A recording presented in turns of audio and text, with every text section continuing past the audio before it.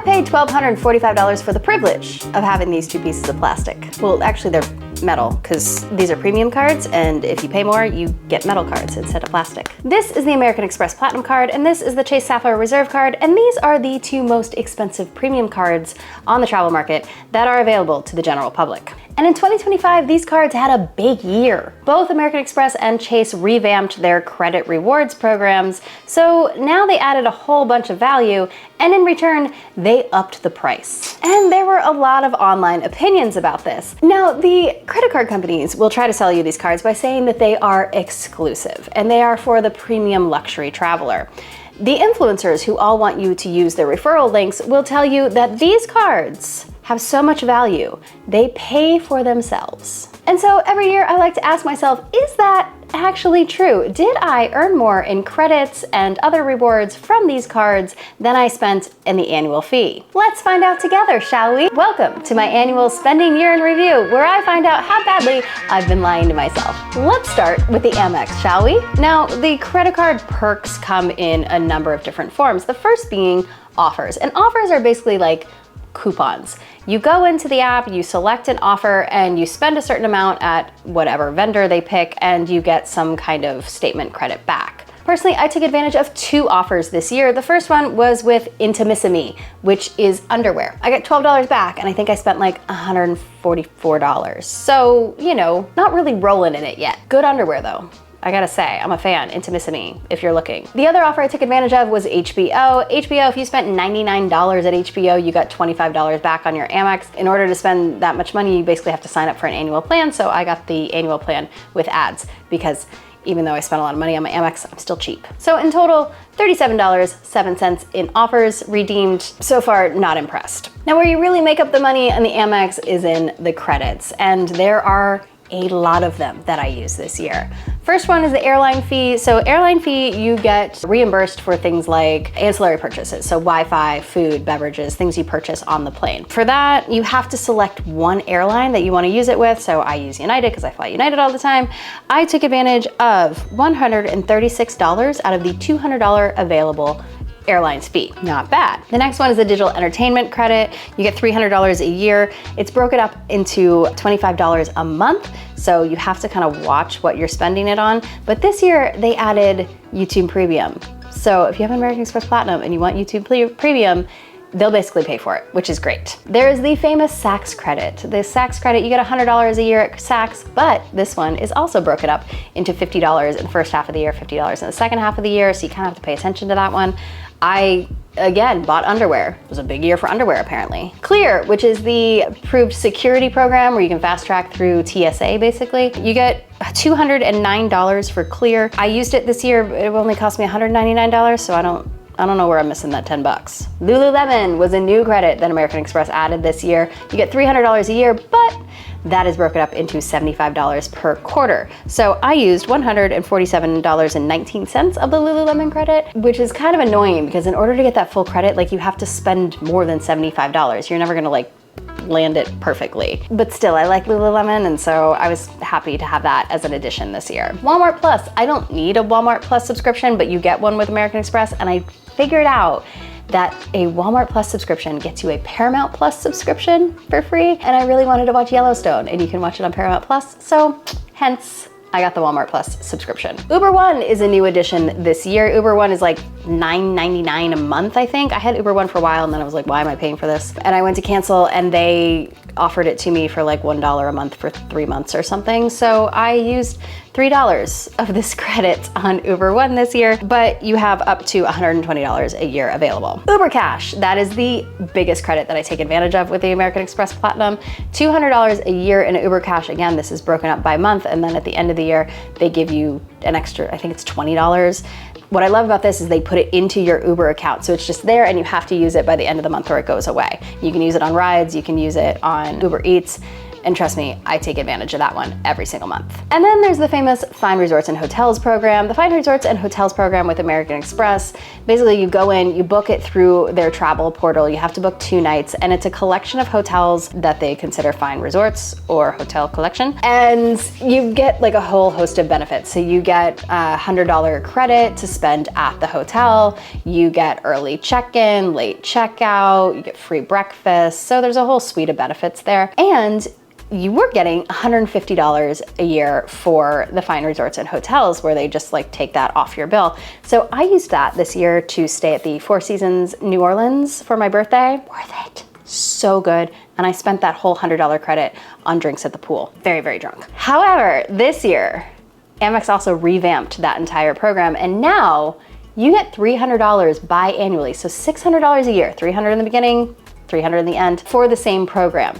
So when I realized that, I was doing this presentation and I realized I hadn't taken advantage of the new program revamp, I went ahead and booked myself at the Balmoral in Edinburgh.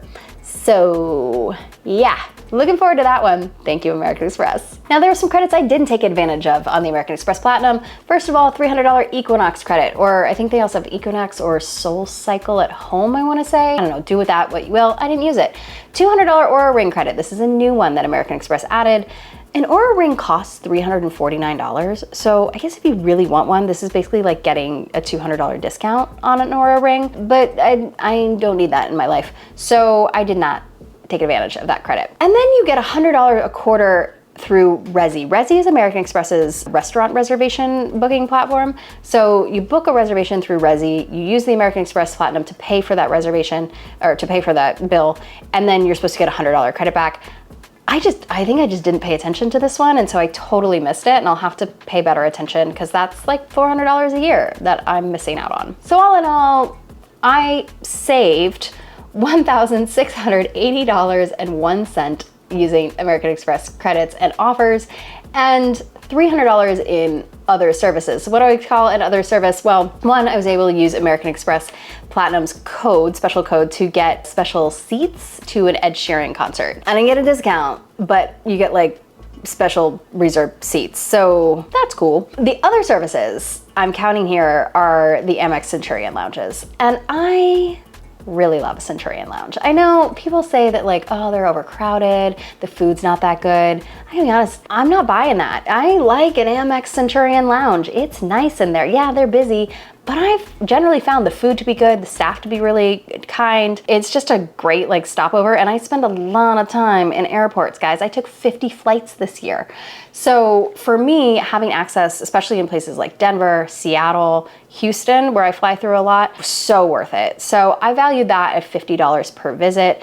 And it came in handy this year, especially Denver, man. That Denver and I are like this. Now, the point of these cards is really to get the points and redeem the points. So let's talk about points for a second. In 2025, I redeemed 435,172 points. I was on a mission to use those points this year. And I earned 262,161 points. So obviously I had a lot of points that were already like banked up here. And you may be wondering like, Annie, 262,000 points. How did you earn 262,000 points? And here I would like to let you in on a very big secret. There's this thing that's like the American Express corporate card program. And if your company participates and you have an American Express corporate card, you can pay a fee to link your personal account and your corporate account. And all the points go into one big pool that are available to you. And that is how I earn so many darn American Express points. And I'm really grateful because that is a huge perk of my job. So I spent a lot of points this year on a project that I will be detailing later, so make sure you're subscribed to get that one. But it was a really big year for Amex points for me. In fact, I will show you the dollar breakdown. The American Express like amount saved, this is the amount of credits, offers minus the annual fee, $1,085. The point redemption value was $5,317. So that 435,000 points, that's roughly the dollar amount that this equated to. And that was from, if I go back to this slide here, so 52% of that I spent through the portal, the American Express travel portal, and that's about 1 cent per 1 point. value. I did a lot of like rental cars and flights this year through that. And then transfer, so transferring to airline partners, that was 48% of that. So not a bad year for the American Express points. All right, now let's talk about the Chase. Chase offers, I didn't use them. So they have the same sort of program that American Express does where you have to go in, you select an offer, you add it to your card, and then you get the discount or like the credit back basically. And none of them really appealed to me. So I'll keep looking, but so far I have not been very impressed with the Chase Sapphire Reserve offer program. The credits, however, I'm a fan. So what I really liked about the Chase is that the credits are really simple. So you get a $300 travel credit, and that's just whatever travel you book on that card, you get $300 statement credit. It's so simple. StubHub, same thing, $300 StubHub credit, which I used to get Harry Potter and the Cursed Child tickets, which was awesome. You get a $300 annual dining credit, same thing. Go to a restaurant, spend $300, you get $300 on your statement. Super simple. And then they have the Lyft credit, which is kind of like the Uber credit for American Express, but with one big difference.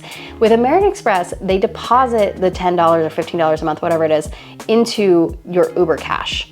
With Lyft, you have to make sure to pay for your ride with the Chase Sapphire Reserve. And you can't like use it with Apple Pay. It doesn't trigger that way. It has to be saved in your profile and you have to use that card to pay for the ride. I missed a couple months because I didn't realize that and I was paying with Apple Pay. So make sure, don't be like me. Get your credits. You get free Dash Pass, which is, you know, nice, I guess. It's like $10 a month, so that's $120 a year. And then you get Apple TV, and I really like Apple TV. They've got good stuff to watch. So free Apple TV, I started this card in July, so I redeemed $77.94 of that Apple TV subscription. Now the credits I didn't use, the Edit. The Edit is basically Chase's version of the Fine Hotels collection. What is it called again? Amex has got to rebrand that program because it is so hard to remember. Fine Resorts and Hotels collection. There we go. Same program, same exact benefit. Same thing, you get $250 biannually. So now Amex is doing $300 in their revamp. Chase is doing $250. I didn't have a chance to take advantage of that this year. I just didn't have any like fancy travel other than my birthday. So that was a bummer, and I hope to be able to take advantage of that this year. You get free Apple Music, but I'm a Spotify girl, so I've missed out on this credit. And then you get a $120 Peloton credit every year. I think that's $10 a month, so I think you're supposed to use it on the subscription, but yeah, I don't have a Peloton. I live in a 560 square foot condo. There's nowhere to put a Peloton in this place, so missing out on that credit. In the end, $1,017.94 in credit value and $350 in other services. And that other services is the reason I got this card to begin with. The only reason I got a Chase Sapphire Reserve card is because they opened a Chase Sapphire Lounge in San Diego. San Diego's my home airport. I fly out of Terminal 2 all the time, and they put the Chase Sapphire Lounge like in the wing of like where I get my Starbucks and go to my gate.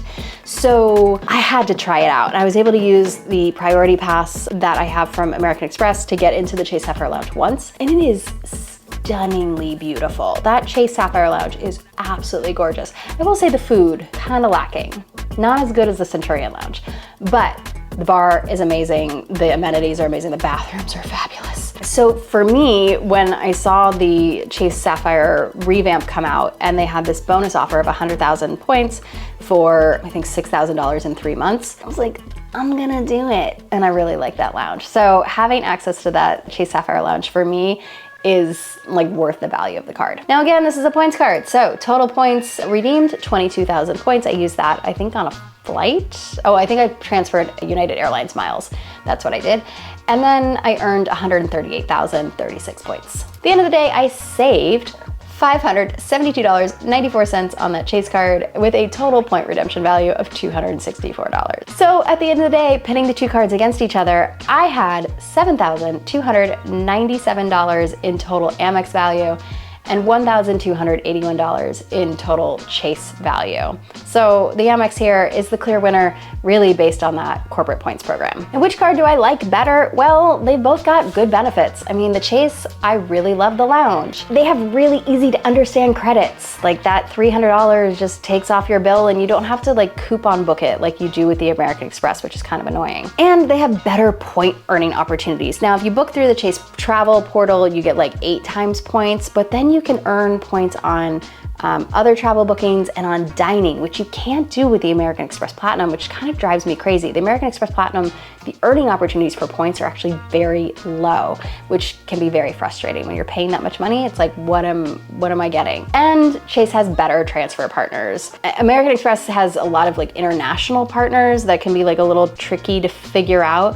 Chase has like United, which I fly United all the time, so this is really the better value for me. But the Amex has a lot of benefits too. They got great lounges, and they have lounges in like really good connecting airports. Their lounge network is much bigger, so it's much more effective for me. They have credits on the things that I already use. That Lululemon credit, that Uber credit, I'm already spending money there, so I do feel like I'm getting actual value and I'm not just like spending money in order to get the credit. And Amex has a better app experience. Sorry, they just do. So both programs really have their pros.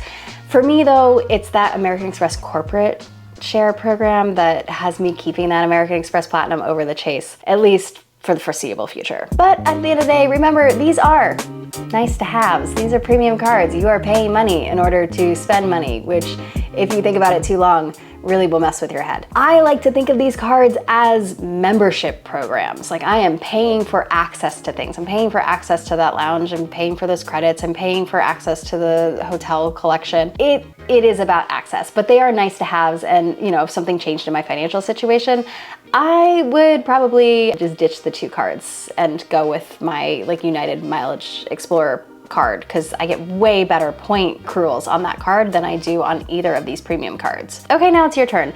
Tell me in the comments, are you an American Express Platinum fan? Are you a Chase Sapphire Reserve fan? Did you just go completely rogue and you got the Capital One card? And you're like, Annie, you're missing out because the Capital One card is great. And to which I would say, no, I don't need another credit card, okay? We are trying to be fiscally responsible in 2026 and not put $33,000 on our Amex like we did last year. Okay, until next time, go create a life you love.